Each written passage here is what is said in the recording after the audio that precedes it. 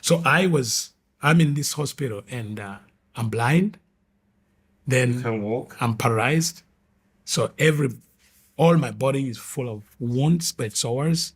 My fingernails are out. My hair is like I'm a zombie. But during that time, one of the young ladies who was among the team that was teaching me, God told her to come to hospital and not pray for me, but to read the Bible to me. So she came and the Lord had told her to read 25 chapters every day. Every day. For how long? Now, for the whole year, I was in hospital because I was in the hospital for a whole year and she didn't miss. But let me tell you something. She could not be allowed in my room because of they could fear if she could bring infection and what. Oh, but because they said every time someone came into the room, the vibration could send my body into shock. So she could only stand outside the room and read. But I could be in pain all day until the time she's reading the Bible. The pain, I was on morphine and all kind of painkillers, but nothing would stop the pain. But the only time I was not in pain is when she began to read. And the moment she ends, the pain returns. And was this were you able to talk to people? I could not. So you were blind, you couldn't walk and couldn't speak. But I could hear. So she could come and every day she was coming to hospital reading. 25 chapters. That's some hours. That's where I picked this thing that I do every day, reading 25 chapters of the Bible. So you right now, you read 25 chapters. Because that's how I picked it. From that moment, it's like God told her. So she could come and read and read. Then, the day the Lord told us stop, that day, the hospital called my mother and said, we can't do anything. You can't stay here because it's expensive. So because I was on life support, I could not breathe. My lungs had collapsed, everything. I had multiple tumors in the brain. So they said, this boy is clinically dead. So carry him home and prepare. Because the moment they knew that if they could take me off life support, I could not breathe, even for 2 hours. So my mother, I remember, she lifted me naked because the doctors and I could not hold me. I was full of, every part of the body was rotten and not just skin and bones and smelling. And no one could help her. So she lifted me, put me in a car, carried me home, knowing by the time she arrives home, I'll be dead. So we arrived home, I was not dying. So they began arranging for the funeral. Like she got the money, paid for the funeral, people who would do all this, and say, we're just waiting for a moment because he's going to die. Because why? I had tumors in the brain, my lungs had collapsed, blind, paralyzed. There's no way someone could live. So days, she's waiting for me to die, I'm not dying. Then she begins to pray her own prayer for me to die because she's saying he's in a lot of pain and there's no hope of him getting well. So let him die. And after days, she gets tired because she's been in the hospital. So she leaves me in a room to go back to her room and sleep. So I'm there, I'm blind, I'm paralyzed, I can't even turn myself. And then suddenly, after 1 year, my eyes opened. After how long? 1 year. Just randomly at home. And when they opened, Jesus is standing there. So he comes to where I'm sleeping, not dreaming. He sits down and tells me, I have healed you. And I could not speak. Then suddenly my mouth opened and I asked him, from what? I don't know why I asked. Then he said, listen what he said, from the rebellion of your bloodline.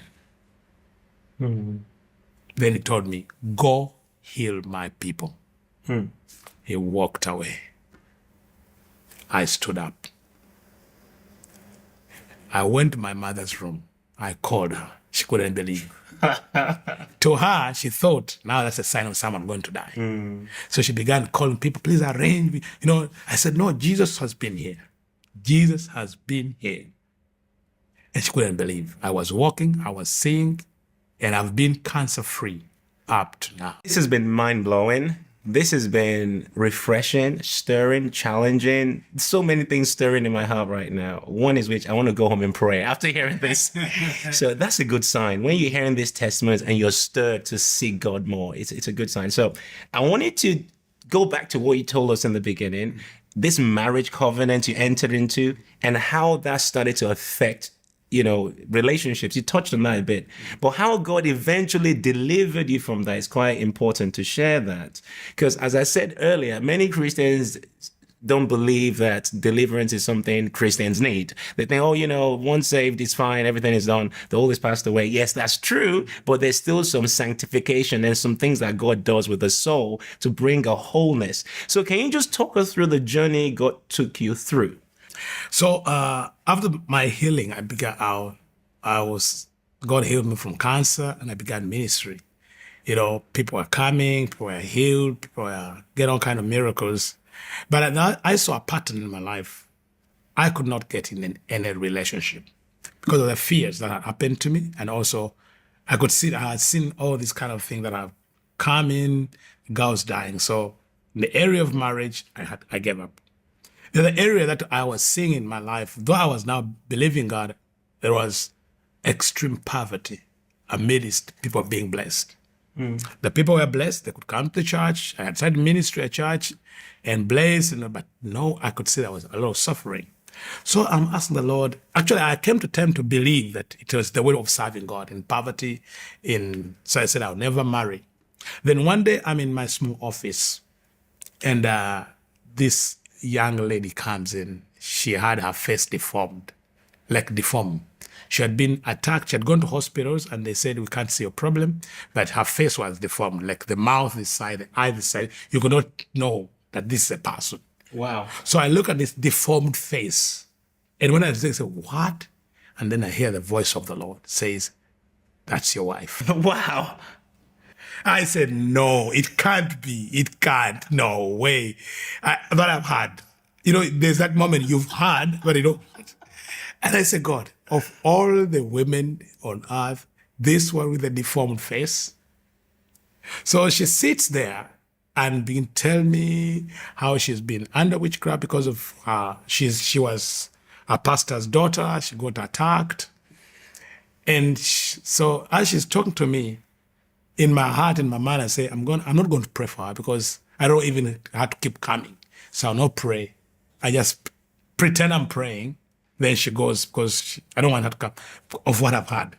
So I pray a simple prayer, Lord. Then when I opened my eyes, her face had been restored. Wow. The eyes, everything restored. She was amazed. And I looked at her, she looked so beautiful. I said, Lord, I thank you for my wife. So I didn't tell her what God had told me. So she went. After days, she returned to give thanks, say, I want to thank God for healing me. And now I have a prayer request. I have my fiancé. Oh God, she's already getting married. Now her fiancé was living in the UK by that time. So my fiancé is in the UK, but every time he wants to come for our wedding and introduction, something stops him. So I want you, man of God, to pray that he comes. But then God had already spoken to me. So I said, now what can I do? I told her, okay, we shall pray. But later we prayed, things don't work out. And after some time, I told my sister, you know what? God told me you are supposed to be my wife. She was like, what? I can't think about it. But she's a woman that fears God. She went and prayed. She came, gave me her conditions, told me to buy a suit, do what, all the things. I won't go into that because of time. So we walked in a relationship. And like 6 months in that relationship, always in my life, there were the cycles of always 6 months. So 6 months in the relationship, she comes back and says, the Lord I feel you're not the one supposed to be my husband. I don't know what she saw, what she felt, but I felt so offended. I told her I leave the church. Leave my church right now. Leave my church. You can't stay. You can't refuse. You refuse me and then stay. Can you? So, but she said, but God has told me to stay around. But that really hurt me, and I kept saying, what's going on? Then one person came and said to me, but Pastor, there's a conference of deliverers. Why don't you go there? Conference for